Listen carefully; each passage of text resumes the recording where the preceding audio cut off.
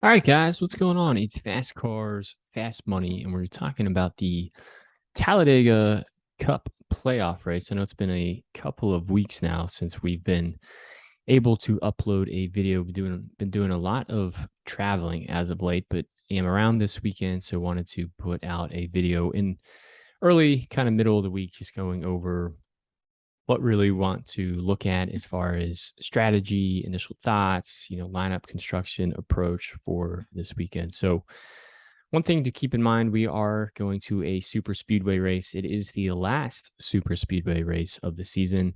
It's round two of race two of the playoffs. So, a lot of drivers' playoff hopes are either going to significantly improve, stay the same, or maybe significantly get worse.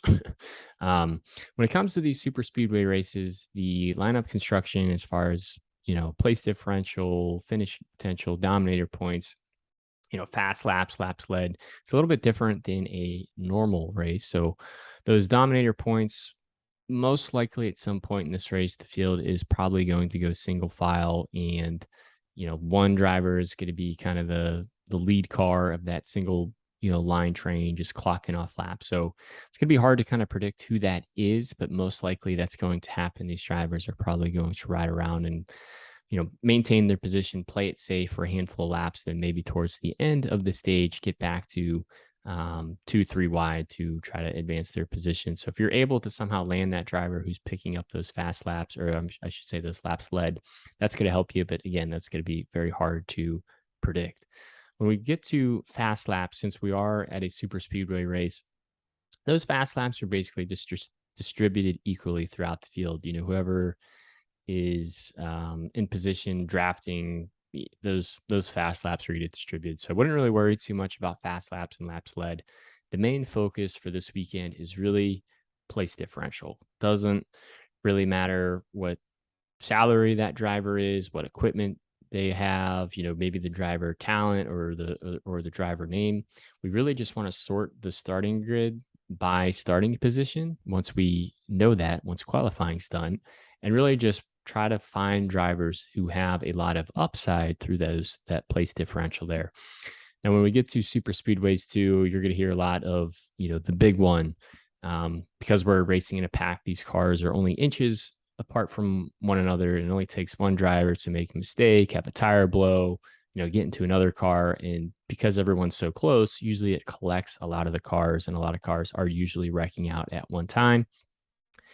Now, the most recent super speedway race we were at was Daytona, and that race was a complete mess. I believe only 10 cars, I think, finished on the lead lap. Just a lot of chaos, a lot of wrecks, a lot of cars DNFing, a lot of cautions. So I think a lot of DFS players are going to have that recency bias in mind, assuming that this Talladega race is going to play out like this most recent Daytona race.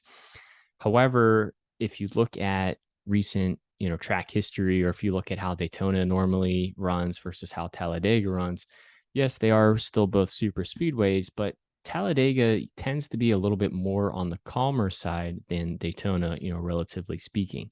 And we'll kind of dive into that a little bit further. But Talladega is a little bit bigger of a track. It's longer. It's a lot wider.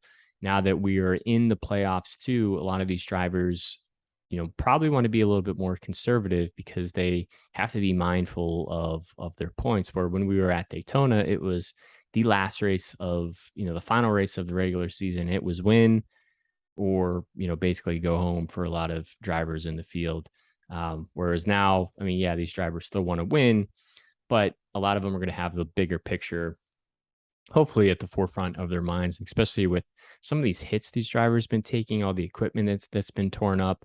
We've seen a lot of drivers get injured this year, a lot of, concussions. You would assume that they're probably going to want to play it on a little bit of the safer side. So I think a lot of DFS players are just going to assume stack drivers really deep in the field, starting 30th on back, all 6-year drivers, and hope for the best. Where for us, I think we want to take a little bit of a different approach, which we'll also dive into. Anytime you get to these super speedways, we talk about the optimal lineup and a caching lineup. Now, optimal lineups, you have to be a little bit more aggressive selecting some drivers who start a little bit closer to the front of the field, who don't offer as much place differential as some of probably the more chalky plays in the back, who maybe start 25th or worse, who give you a lot of place differential upside. If you are selecting, majority of your drivers starting at the back, that's pretty safe, conservative approach. Most likely you will cash in tournaments, but you probably aren't going to be at the top of the leaderboards, where if you take a little bit of a more aggressive approach, it's, kind of all or nothing. Either you're going to score really well in a tournament, or you're going to be, not even close to hitting that cash line. So you have to kind of determine, how much of a risk you really want to take involved in the type of reward that you're going for. We talked about this a little bit, but now that we're in the playoffs, a lot of these drivers are going to be points racing. So I think a lot of them are going to be, especially the drivers who are under the cut line or maybe very close to the cut line. Those drivers are going to want to earn stage points. They're going to be wanting to run up front at the end of these stages. But other than that, they really just want to, stay on track. They want to finish this race. If you're a driver under the cut line or close to the cut line and you wreck out early at Talladega, it's going to be near impossible unless you win at the Roval next week to advance into the next round of the playoffs. Pricing is out, but again, pricing doesn't really matter when we get to these super speedway races.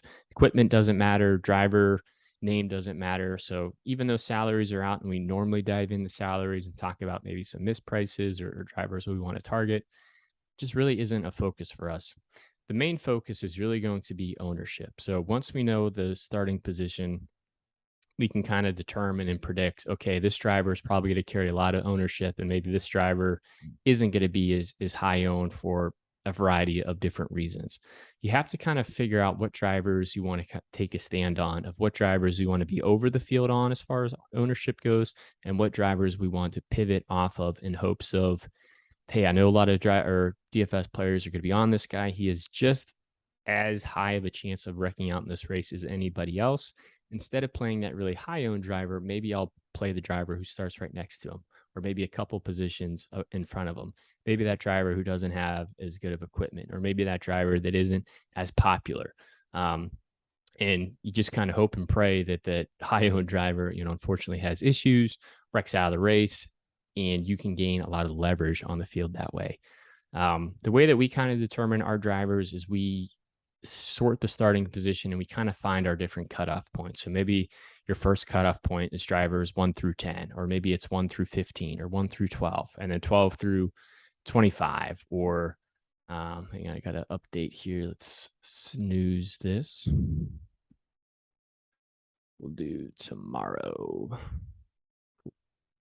And kind of just select your drivers from that range. So maybe you're taking a very, balanced lineup: 2 in the front, 2 in the middle, 2 in the back, or maybe 2 in the front and 4 in the back, 3 in front, 3 in the back. Just kind of figure out what kind of lineup construction that you want. But the main thing we really want to target is place differential is still the focus, and trying to pivot off of those high owned plays, or maybe just finding 1 or 2 pivots and still playing some of those high owned plays. And then really after that, it's kind of sit back, relax, watch the race. If you're looking at the DK app during the race, it's not going to look very pretty for you. If you are stacking the back, your lineups are going to look awful. But at any point, this slate can change, and a driver with positive points can very easily turn into a driver with negative points, and on the flip side. So another thing I wanted to talk about was, let's kind of dive in a little bit here, looking at the 2022 data as far as, some of these super speedway races. I also threw Atlanta in here. Atlanta's just kind of its own animal in itself, but I figured they still pack race there, and I figured it was still worthwhile to show. So if we look at comparing Daytona and Talladega, if we look at Daytona 1, we only had 15 cars finish on the lead lap in that race. 28 total cars finished the race, and of those 28, 15 got lead lap finishes, and we saw 12 cars DNF. Going to Talladega 1, it was relatively similar, but you can see we had 21 cars finish on the lead lap here compared to the 15 we saw at Daytona. We had 26 cars finish the race, but like I said, most of them were on the lead lap, and we had 13 cars DNF. There was a couple of wrecks, really, really at the end, really late in that race towards the end, but we still had 13 cars DNF. However, the most recent super speedway race we were at was Daytona 2, the final race of the regular season. And this is going to be the race that everyone has at the forefront of their mind, maybe the back of their mind when they are building these lineups. We literally saw a player win $1 million on a $13 parlay with all the back barkers finishing top 10. People are going to, want to try to follow in those footsteps, assume that that race is going to play out very similar to this one, where this one is a little bit of an anomaly. So with this Daytona 2 race, we only had 10 cars of, I think, the 37 in the field finish on the lead lap. Only 17 of the cars finished, and 20 cars did not finish that race. If you look at Atlanta, it's a little bit more similar to Talladega. We got 12 cars wrecking out or not finishing. We got 11 cars not finishing in Atlanta 2.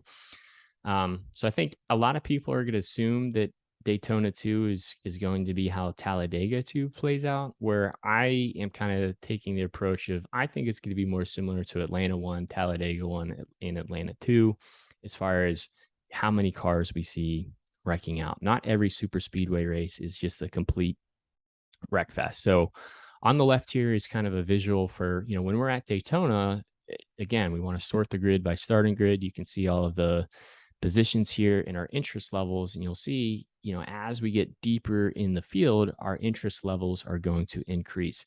I think this is going to be the approach a lot of maybe your common DFS player, someone that doesn't really dive deep into it, is going to take. So I think drivers starting 25th through 40th, especially drivers starting 31st through 40th, are going to have significantly higher ownership than we normally see.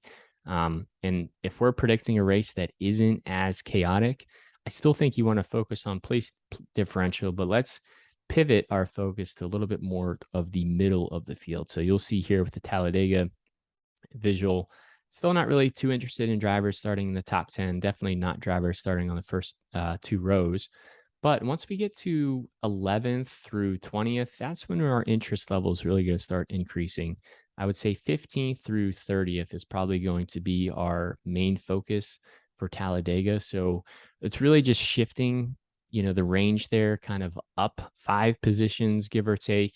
And then once we get to the 30th on back, still going to be interested in those drivers. I just want to come in under the field because I think a lot of players are going to be over the field. I think a lot of these drivers are going to carry a ton of ownership. And if we don't see as many cars wrecking out, most likely the cars that qualify in the back aren't going to have the speed and probably might get stuck finishing in this 28th to kind of 33rd range. Whereas my hope of taking 15th through 30th place drivers, we know the equipment's probably a little bit better. The driver skill is probably a little bit better, and they should have a much better chance of finishing in the top 10, the top 15. So then you're still getting place differential, but you're also getting those finishing potential points too. And to further back up my point, if we look at the Talladega 1 optimal lineup, just focusing on starting positions, solely on starting positions, we're not looking at salary. We're not looking at how many laps they led, how many fast laps. Let's just focus on the optimal starting positions of Talladega 1. We had 28th, 12th, 27th, 19th, 14th, and 16th. Again, it's a little bit more towards that middle chunk of the field versus the very end of the field like we saw at Daytona 2. So to wrap it up, it's really focus on starting positions. Don't worry about driver name. Don't worry about equipment. Don't worry about salary. Probably find your pivot points. Let's play that ownership game, and let's have our focus be on a little bit more of the middle of the field for this Talladega race versus the very back end of the field. Everybody's still basically in play. This is a week, I think, you play a lot of multiple lineups. It's always fun to do a randomizer lineup here or there. And hopefully the weather looks like it's going to be out of the area. Looks like we're going to have a normal race weekend with qualifying. If for whatever reason we don't, the starting position will be set by the grid, but the same approach is going to take place. So this is a little bit more focused on the Cup Series. I think you can still apply a lot of these principles to the Xfinity and the Truck Series. Those ones are a little bit different. There's a little bit more of a discrepancy as far as the top tier equipment versus the bottom tier equipment. Usually we see multiple packs in the super speedway races for those series. So this Cup series, though, we usually see one large pack or maybe one main pack and like a very small pack. So I think that's really it for how we want to take the approach. We do have a spreadsheet, which is up on Twitter. It's at Fast Cars FM. Well, I guess it's not up on Twitter now. I'll post this video up on Twitter, but we'll see if we post this or not. I think, really it's just going to come down to a lot of stuff we're talking in this video of how we want to construct our lineup. So hopefully that's been helpful. If it has in any way, leaving a like on the video is always appreciated. If you watch these videos a lot, or if you're new here, hitting the subscribe button is also appreciated. We are slowly but surely growing up to 1,000 subs. I think we're just under that 600 marks. If we can get above there this weekend, that would be awesome. But good to chat with everyone again and have a good race weekend. If you have any questions or comments, feel free to drop them in the comments below, or you can hit us up on Twitter.